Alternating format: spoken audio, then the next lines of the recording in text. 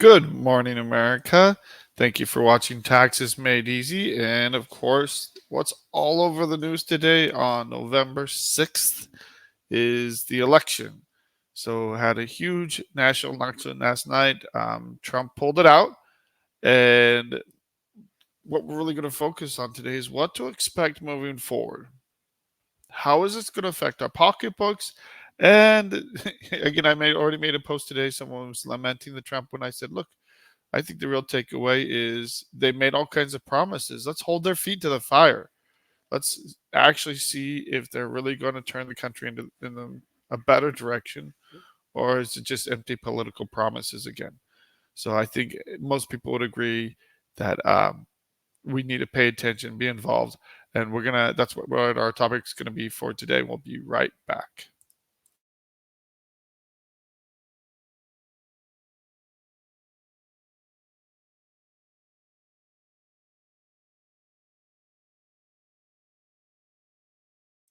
Welcome back, everybody. It's going to be a little bit different kind of show because, of course, all the news is about the election. Most of the news. So it's kind of hard not to talk about the election. Um, but what I don't want to do is sit there and make it sound like I'm gloating or rubbing it in. I want to be serious about this because this is a real thing that we've had times before where Republicans get elected. There's some changes, there's some tweaks, but then they act like Democrats. They just overspend. They, continue to do more harm to the country. It's all about special interests, fat cats eating at the trough. There's a reason the GOP has that kind of reputation. It's kind of earned. So, we just wanted to kind of dive into this first article here that we're going to share. I believe it was from CNBC. And again, you go to any major website, any major article or news site right now, and that's all the news is about the election because it is big news. And so again, Trump. This is from NBC News. Trump defeats Harris. I believe Nevada has been called for Trump as well. He's leading there, leading slightly in Arizona, but they still only have 63% of their ballots in. Trump is leading by 93% in Nevada. Michigan leading by 1.5%, with 98% of the results in. So again, very, very close there. Maine looks like Harris will take Maine, which isn't a surprise. The big news out here is that the Senate looks to win control of the GOP looks like they're going to control the Senate. It's already projected, already been called for them at 52. And we do have some races out there. And the other question is what's going to happen with the House. So if you click on the House results so far, 203 for the Republicans, 178 for the Democrats. A lot of these elections still out there being contested are a lot of them are in the West because they haven't closed, but we have close ones in Maine. Again, across the country, scattered around to see who's actually going to win control of the House. It's not untypical to have split houses. Last cycle you had the Republicans controlling the House, the Democrats controlling the Senate. We'll see. So far, the Republicans have a plus 3 net gain. So I think it's fair to assume, though, overall that you'll have GOP control of the House, Senate, and the presidency.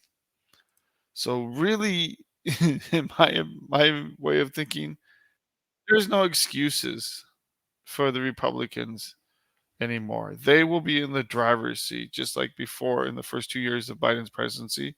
The Democrats were in the driver's seats. They passed a lot of things. Again, the Inflation Reduction Act without bipartisan support, and they owned those things, and that's a big piece, part of why people blamed the Biden administration and Biden-Harris administration for the economy. because they had control. And honestly, I actually like it when you have one party in control, because then all the finger pointing just gets stupid because you're in control. You guys make the decisions. It's easier to hold you responsible. So there's an article from the Epic Times, and people are going to slice and dice this election every which way. It's no surprise, though, what was the top factor in this election, top concern, according to Gallup: the economy. Bill Clinton famously said, "It's the economy, stupid." Yeah, it's that's why people made their decisions. Over 20% of people chose the economy as the most important factor in this election. And again, we've talked a lot about the news. Even though Trump, and here's an interesting thing as we go down, it breaks down a lot of these issues. Um, it's not as straightforward or easy as it might seem. There's still a lot of issues in the economy. Um, again, when Reagan was elected after the Carter administration, it took a good 2-3 years to get inflation under control. It took time to really see the impact of Reaganomics, which again, there are plenty of people that claim that Reaganomics did not help the average individual. Overall, the numbers show they did. There was general economic prosperity throughout the 80s as he served 2 terms. But again, if Trump's policies are successful, it will take time. So again, don't expect an immediate turnaround. So jumping to the next article talking about this, this is just a quick article regarding real estate. I was able to find some articles that weren't just about the election. And this is talking about zombie foreclosures dropping sharply. When you have higher home values, and zombie foreclosures where someone walks away from a home, the property is abandoned by the homeowners before foreclosure. So they know it's going to be foreclosed on. They don't have any other options left. So they just walk away and let the banks take the property. This typically happens when people are upside down on homes. Right now, with property values being higher than ever, people just aren't doing this. So this is a good sign overall. Again, it's a decline of 32.8% from the same period last year. It is happening, but it's such a minor figure, it's not really affecting home sales. So only 1 out of every 14,500 homes are classified as a zombie property currently. So overall, that's a good sign, but the affordability of housing is higher than ever still. So here's another article from Fox Business. Ironically, this is published yesterday. Or it was updated November 4th, just before the election, so at 2:52. Wall Street is booming. Main Street is definitely unsure. Overall, the stock markets, crypto, they're all up about 1%. As you can tell, well, 2.8 currently, 1% for NASDAQ, or 1.6. And the S&P is up almost 2% on the election. So whether that's a short-term gain or a real productivity change, very much yet to be seen. We still have President Biden and the White House until then. So again, lots of uncertainty. I think most people have seen that throughout the economy. People not sure what to do, where to go. And again, people felt like they were in a stalemate waiting for the election because there were such diverging opinions on which direction to take the country. There are definitely things that the Harris campaign said they were going to do, as well as the Trump campaign said they were going to do, like no taxes on tips, the child tax credit, things like that. But when you look at the larger scheme of things, it was increased taxes on the wealthy, continue to spend with Harris, and then Trump is going to create spending, with massive tax cuts. And how would he pay for that? Small businesses tariffs. play a major role in Tariffs, and we're going to get Arizona's into that, can economy, employing absolutely more than hurt average 40% of people in Americans. the state, It can according help to the the Small Business economy, but Administration. Small business it's gonna owners have a tell me big it has never been this hard to make effect ends meet, overall which is on why economic people, relief will play a and the big cost role of in their goods, vote especially this year. foreign goods. It hurts. So we're going to get It into that hurts. much. It Got could to look at change the end of the month. how You can't look we at buy on a things, daily. You've got to look at the end of the how month it and see can what absolutely affect our foreign how it trade. tallies out. It could have a And lot of hope you got issues enough here. to pay So, all the bills. Richard Radkovich says his family's again, it's shop, going on. Tucson Mineral and Gem Business World, has been owners open for 60 years. are He says constantly he blames walking a inflation tightrope for these his days with rising bills and inflation, making fewer it hard to customers predict costs buying and gems. plan for the future. And that's one thing that really hurts Economists say another businesses, reason some large small and business small. If owners are you falling the behind future is is because uncertain, Tucson's you labor don't know what to market do, is you can't tight. plan, Can't you can't hire prepare anybody for it. that So, next article, good news for Boeing. One of the reasons the job numbers was so horrible from September was you had people on strike, and Boeing laid off 6,000 people as well. So, a little bit of back and forth there between Boeing and the machinists union. 59% approved of the latest offer. So it's final that they do have a new offer. They'd already discussed, said, doing an arrangement. They were going to get a 35% wage increase. That has now been increased to 38%, up from the earlier proposal of 35. Also boosts to 401k contributions and bonuses up to 12,000. So again, average pay would come close to 120,000, up from the current average of 75,600. And so each side got some of what they want, not everything they want, but hopefully Boeing can get back to work, fix all the issues that they've been facing, and come out a bigger, stronger company. And I think that's a positive thing for not only the workers, but the entire region. And the entire region has been hit hard, the Washington area, by everything happening with Boeing. So before we really dive into the election, which is and what to expect, want to quickly mention, and we're going to cover this more after the break that's coming up in about a minute or so. Don't forget what's happening overseas. There are so many major issues affecting the world, affecting the United States. One of the big problems out there is all the trouble in the Middle East. So this is an article for NBC News. And this is reported, ironically, this is one of the problems with our media, is that they take the numbers, they take the information that Hamas reports, and they report it as Palestinian officials. Who are Palestinian officials? It's Hamas. And the health ministry, it's Hamas. It's all run by Hamas, which is directly fighting Israel. And again, we're coming up on our break, so we're going to have to address this when we come back. And just a couple minutes. So stay tuned. Have a lot more to cover. And I'm talking about foreign issues and what's going on in the world and how the election can affect that, as well as especially our pocketbooks.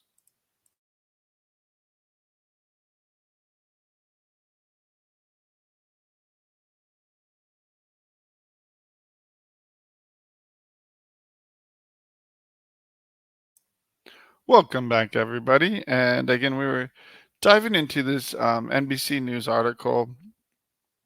And I think the key takeaway here is this is ongoing. Again, people are being killed, the destruction in Gaza. I mean, it looks like a war zone because it is a war zone. And you have a couple million people caught in the middle of this in Gaza. How innocent they are is another matter for debate. So the Hamas, as I was getting to, is reporting that 20 people were killed, 8 women, 6 children, and separate strikes elsewhere killed another 10 people, according to health officials, it's Hamas. So Hamas runs it all. They control the information that come out. Their numbers have been debunked and proven to be wildly inaccurate. But again, it's true that they are continuing to have attacks there. The fighting is ongoing. It is a serious issue. And again, I don't know how a Trump administration will actually deal with this. There was, with the Abraham Accords, we had unprecedented peace through the Middle East before, during the Trump administration, and now things have really blown up. The biggest perpetrator and person fighting this peace, or country fighting this peace, is of course Iran. It's Iran that's has been funding Hamas, Hezbollah, starting all these wars with Israel. They were forced to back off. Most of the fighting would stop. But that's not in Iran's best interest per Iran, because they would lose a lot of power throughout the area if different countries normalized relationship and peace actually was allowed to thrive in the area. So their leaders do not see it in their best interest. And again, we see the healthy example in Yemen with them attacking national shipping. So again, I would love to see that stop. That would be a huge immediate boost for the global economy, not just ours.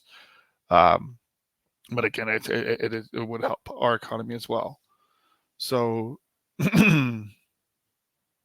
Israeli troops are conducting ongoing raids, ongoing attacks, picking off Hamas leaders that have tried to regroup in northern Gaza after it was cleared out. One of the concerns here, and I think this is a valid concern, that they might be implementing a surrender or starve plan for northern Gaza. Now, this is coming from Hamas. Again, the military has denied receiving such orders. And again, it's coming from a very biased. So again, I'm just going to throw this out there. This is a very biased article. Again, according to Hamas, or Gaza's health ministry, whose numbers have already been debunked, that they've killed over 43,000 Palestinians. This number has already been debunked. It's already been proven wrong. And to see that this is being reported by NBC News, from the Associated Press, really shows how biased our media has become. Now, that's one of the big stories from the election, actually. Now, I do want to mention it is a very real thing. The Israeli war is a real thing. It is a real concern, which is why I want to report on it. Even though our news reporting from our mainstream media has been arguably very biased, like that last one, just taking numbers that have already been proven to be false and just running with them and continuing to paint Israel as this horrible country is again, doesn't do anybody favors. And I think it's one of the big things that split the Democrats was the Gaza war. And just like most Americans, we want peace in the Middle East. We want to stop the killing, allow people to thrive, but you can't thrive when you have a dictatorial, suicidal government like Hamas running things. Now, if their lifeline was cut off, Iran in particular, things would probably change and change dramatically. But right now, it's pretty bad. So another article from the Epoch Times. So 7 takeaways from the election last night. Some of them I'm going to agree with, others I'm not. Here we have Trump with his family. We have J.D. Vance with his wife, and to speak after the election. And again, came close, but it looks like Trump is pretty much running away with it. Not only winning the Electoral College, but also winning the popular vote by a couple million votes. Again, this is the first time since Grover Cleveland that someone's won 2 non-consecutive White House terms. So, in a few ways, this is pretty historic. And to win the popular vote, it's the first time a Republican has done so in 20 years. So it makes a big difference here. There are plenty of races. Not all the numbers have come out. I mean, this article is a little dated. So by early Wednesday morning, Michigan, Wisconsin, and Pennsylvania were all called for Trump, with other states probably to follow. In Nevada and Arizona look like they're both going to follow as well. Big story, turnout high, much higher than before. Michigan, Georgia, other states are having a much higher turnout. People came out and voted. And no matter where you slice it, I think most people, right and left, would agree that greater participation, people actually getting informed, is a good thing. You had a lot of changes in demographics. Different groups voting or breaking down. Higher percentage voting for Republicans than before. Good or bad thing? I think it's healthy in the long term that we're not voting by racial blocks. That people sit down and actually consider the issues. Not saying that they didn't before, but I think that's one of the problems of the country is that, and why people see a lot of focus on race, is because it's easy to exploit people when you can campaign on race or divide people by race with different policies. We mentioned already, GOP wants Senate control. If they win the House, which looks likely, again, that will pretty much hand the Republicans a pretty solid mandate. The two big things that determined GOP control of the Senate in Ohio, Sherrod Brown lost to Bernie Moreno by 4 percentage points, so it wasn't really close. And then in West Virginia, this is not a surprise. Senator Joe Manchin already announced he was retiring. His poll numbers were abysmal in the state, so he went independent. And now he was replaced by Governor Jim Justice. West Virginia used to be reliable Democrat. Now it's, since 2015, become a very solidly Republican state. So again, just changes in policy, changes in opinion. And then you had quite a few Senate candidates that were facing re-election. Again, a lot of them were in the news. Ted Cruz in Texas won, defeated Colin Allred by 10 percentage points, so not close. Again, in Nebraska, Deborah Fisher, and then another one, Rick Scott. I don't think this was a 13% pointage win, so that wasn't close either. A lot of House seats still need to be determined. There are a lot of things out there to see what's going to happen. And the House initiates tax policy. So again, it's going to be very interesting to see if we have a split House and the Senate.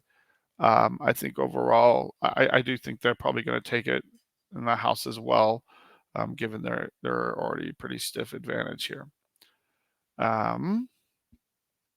Some surprises on the ballots, but I think really moving forward, I want to break this down with our last article and really kind of dive into our topic for the day.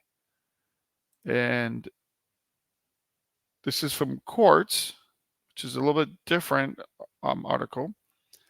And it kind of cuts both ways. So Donald Trump wins, tax cuts and tariffs.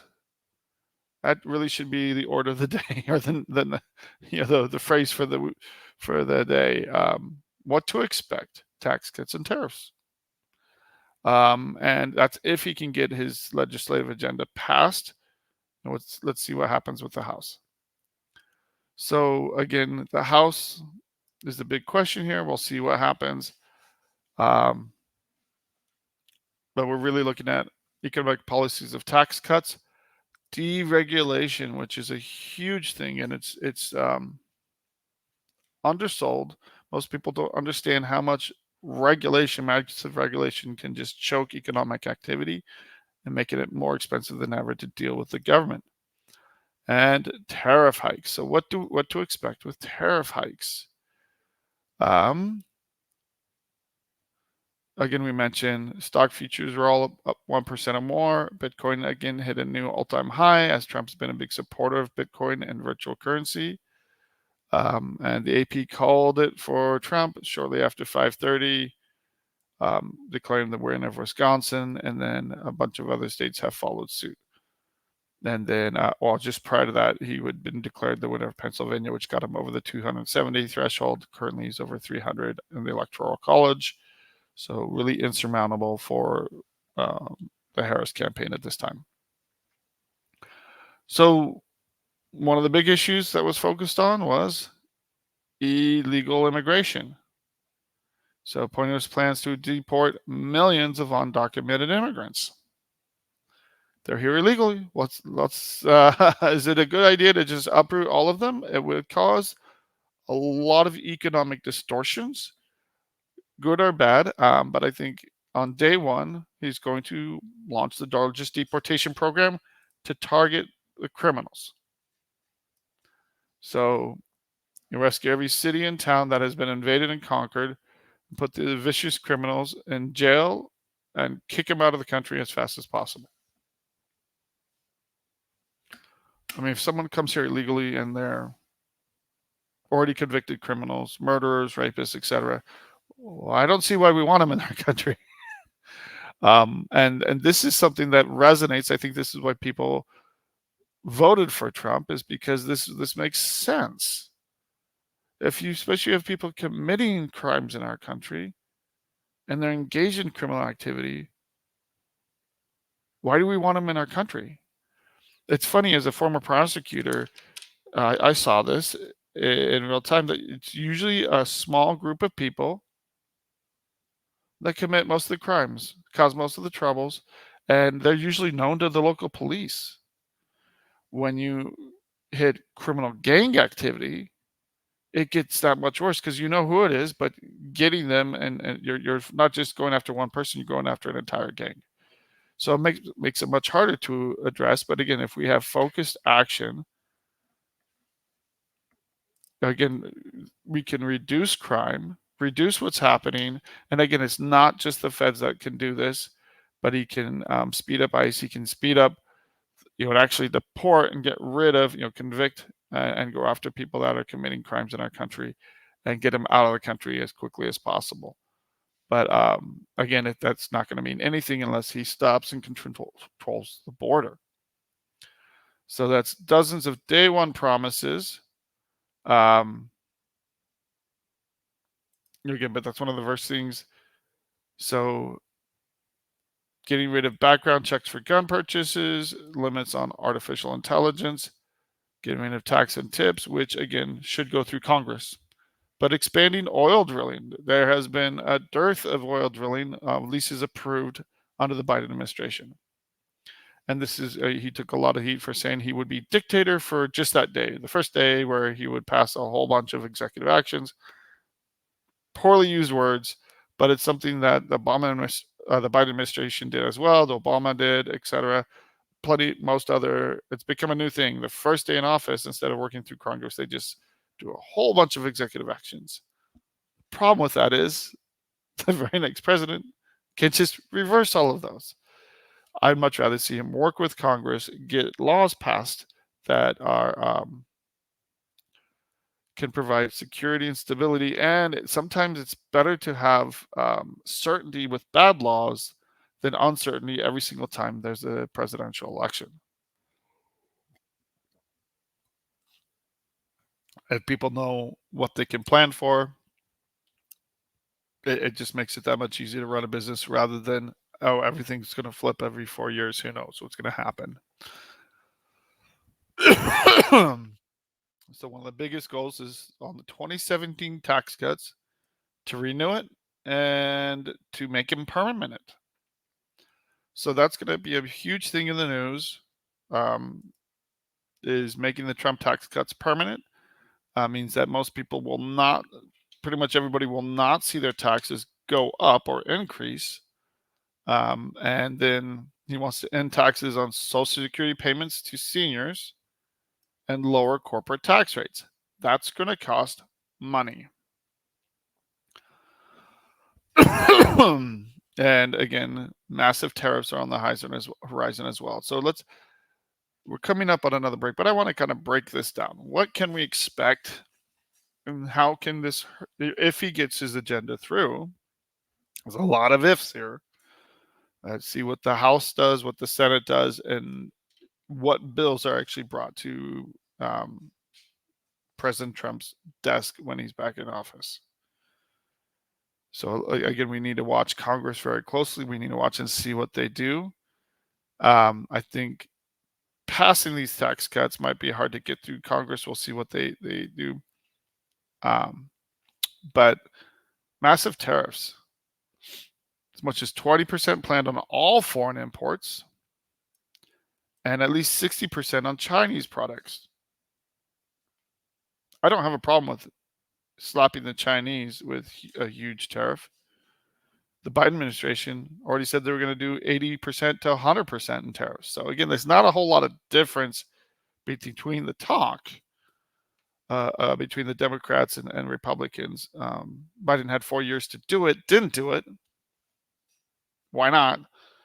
Said he was going to do it.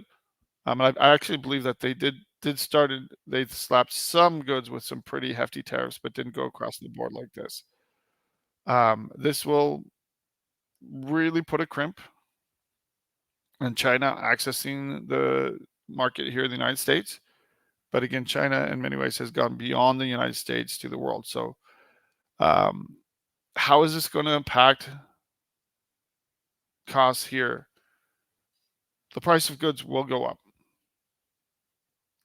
It just, we have so many things. Our markets are flooded with Chinese goods and products. So you will see prices go up on a lot of goods. Now, one of the things that helps with this, though, is when you have fewer taxes, you have more money to save, and you can choose. It's easy to choose American-made goods or from countries that are actually our allies.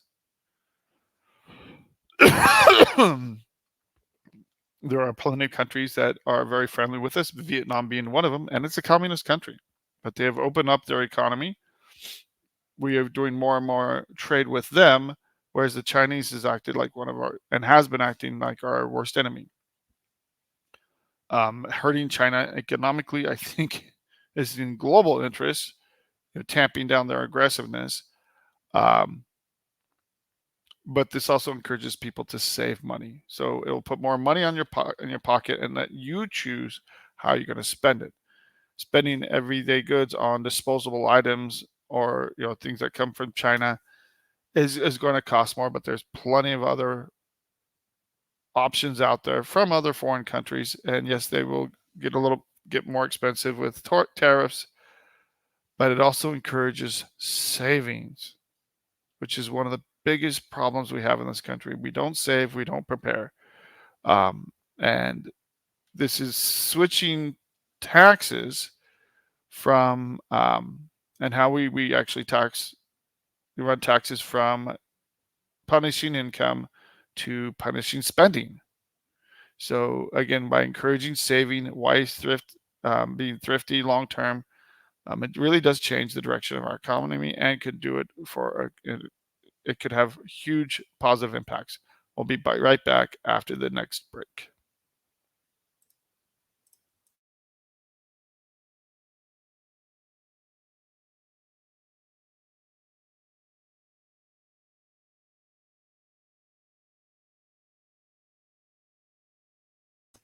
Welcome back, everybody. Thank you for staying with us here at Taxes Made Easy.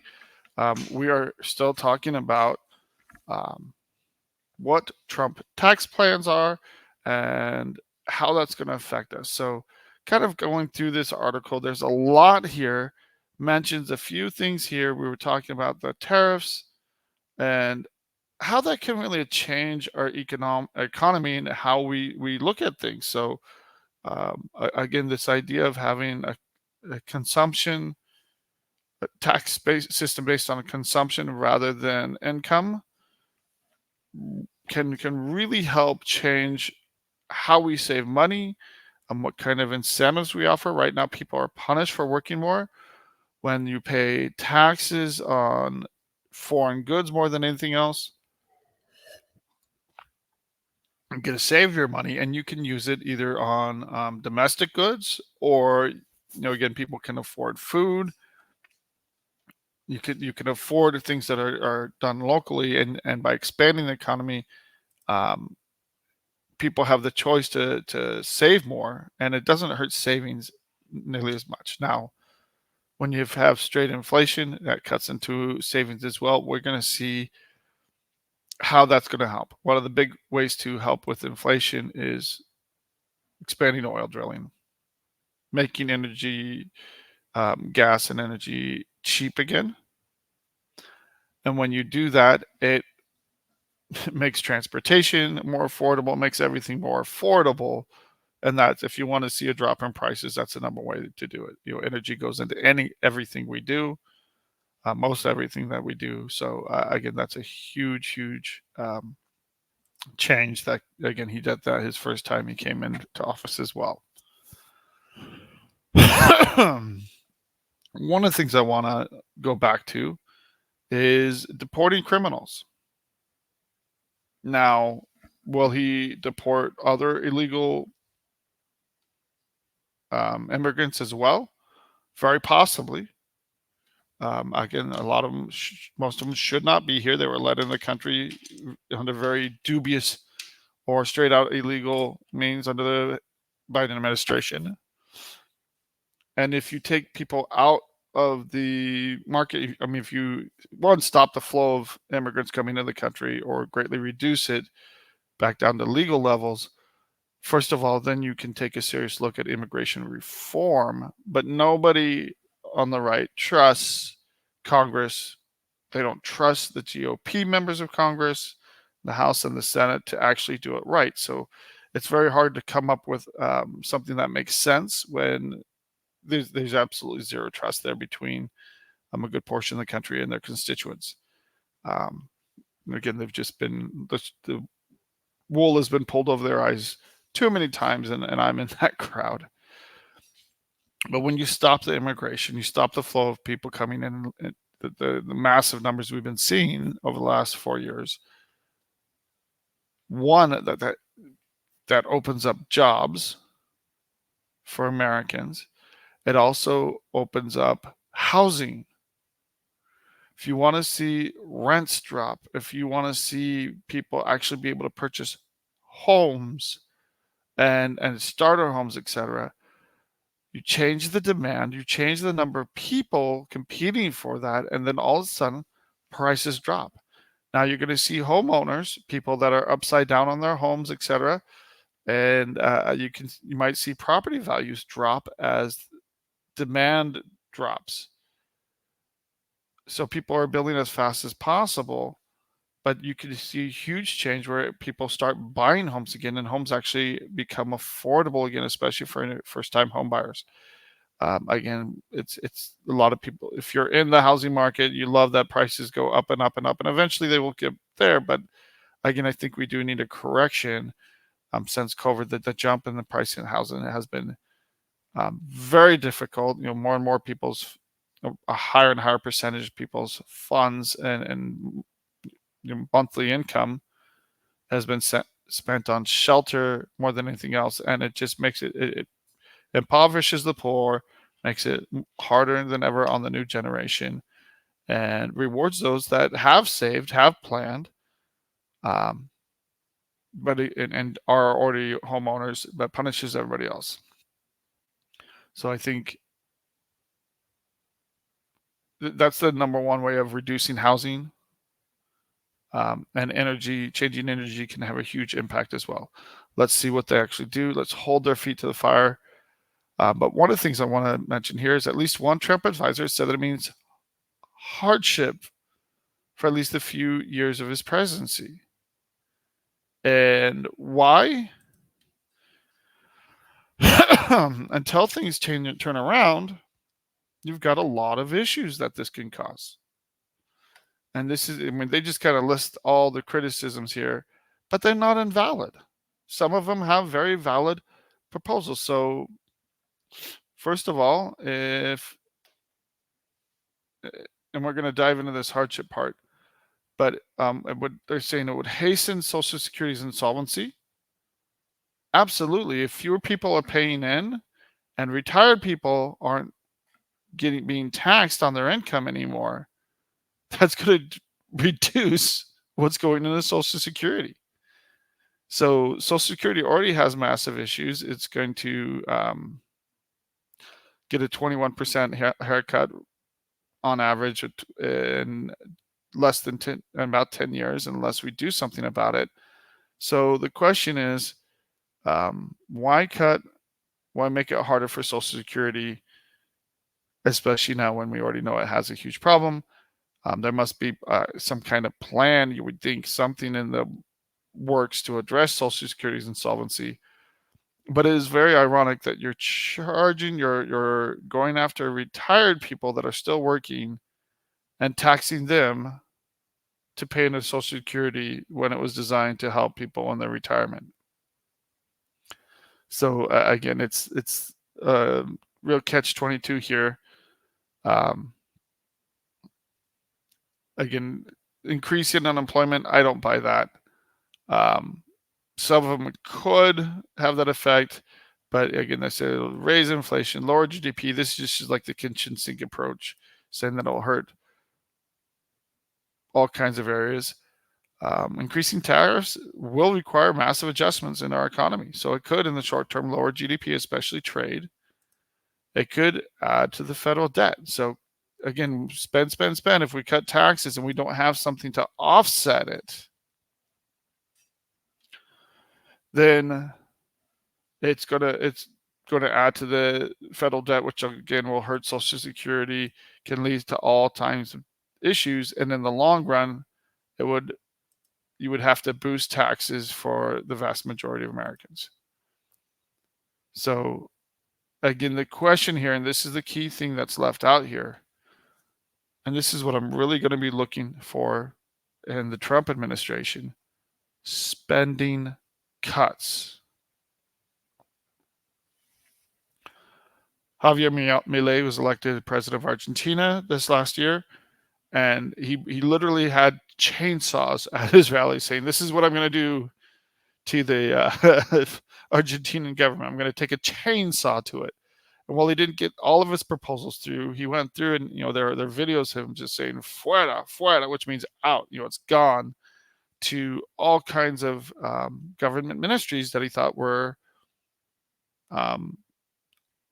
unimportant. And not so much unimportant, but the government had no place being involved in those kinds of things. So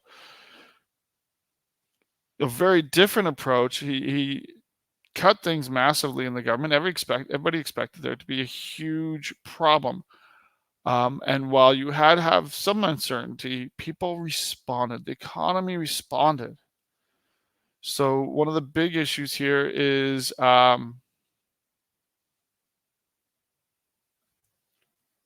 are they really going to put Elon Musk in charge? And it doesn't have to be Elon Musk. Are they going to be serious about cutting spending? Because if you don't cut spending, it's just short term here. So again, his president expected to benefit oil and gas stocks, cryptocurrency, and bank stocks. And they say oil and gas stocks. This is helping the economy overall. You make oil and gas cheaper. It's going to help people all across the board. Private prison operators, well, this is getting a little desperate to say that just private prison operators who benefit from deportation program. Again, this is going to save states, cities, localities, all kinds of money by deporting, especially the worst behaviors, the criminals. And so Trump's claiming that will achieve a success no one can imagine: strongest economy, secure borders, safest cities.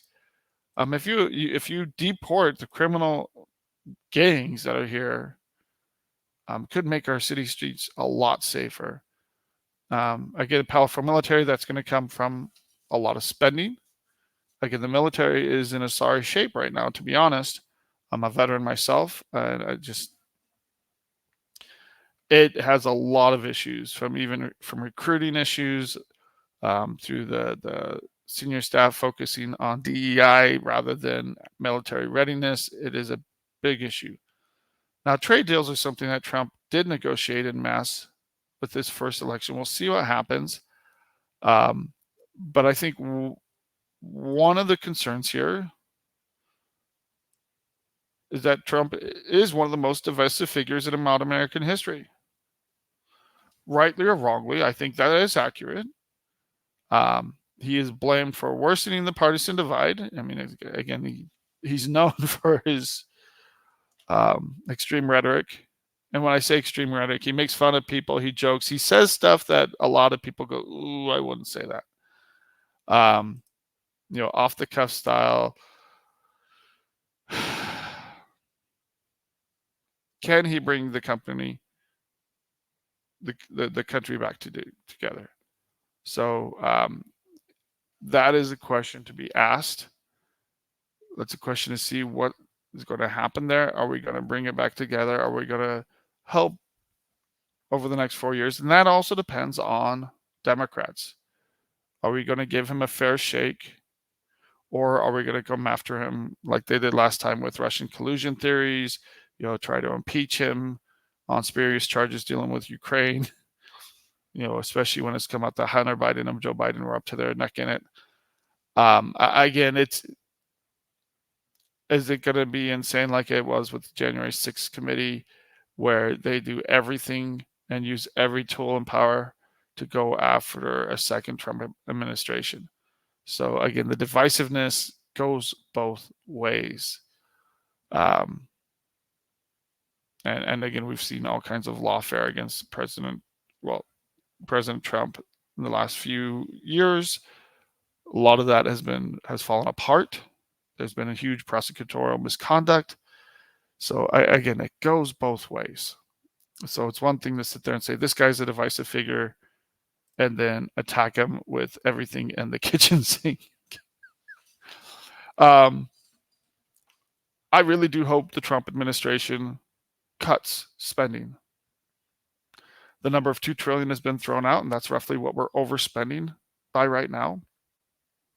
If they actually go in and cut spending by $2 trillion, if they encourage saving, they make energy cheaper and cut taxes so people can decide, okay, things are more expensive, but I have more money in my pocket from working. I can make the decision. Am I going to save, or am I going to spend on certain goods? You can invest. You can do other things with your income. You don't have to spend it. You don't have to encourage those higher fees, or you can save up for it rather than, because you have more money in your pocket. And this would also allow Americans that a lot of them have tightened the belt to pay off the debt that's been accumulated, get on their feet, and look for a brighter future. So that is the hope. That is what President Trump and his team has been selling. And that's our job as voters to hold them accountable, to pay attention to what they're doing, see how this is actually going to help people. There are a lot of promising ideas, but I would be very wary for the first year or two. Again, just the other day, I shared an article that the federal government printed another $1 trillion in 2024. And while that kind of gooses things up in the short term, they did doing that in the year before the election is questionable at best. But again, those impacts are going to be felt for the next couple years by flooding the market with more cheap money. And again, I'd love to see a lot of that end, a lot of the control happening with our federal government of our money supply, having them step back so they can't manipulate things, and then people can plan a lot better when the government is not manipulating things. So let's see what will happen. There's a lot to watch for, a lot to plan for. Number one thing is, are they going to do what's best for the American people in general? Are they going to actually strive to help people? And what are the results of their policies? So good intentions only go so far. So that's my real takeaway, and that's what I'm trying to convey to you, people. There are a lot of different things to see. A lot of different things will happen. Could take the country in a very different direction. Let's hold them accountable. Let's pay attention and make sure that, in general, they're doing all they can to make life easier for Americans, and helping people not only be able to afford goods, but also help plan for the future. And that's our goal here, is to help people understand what they need and how the government is going to help them. So thank you for watching and have a great day.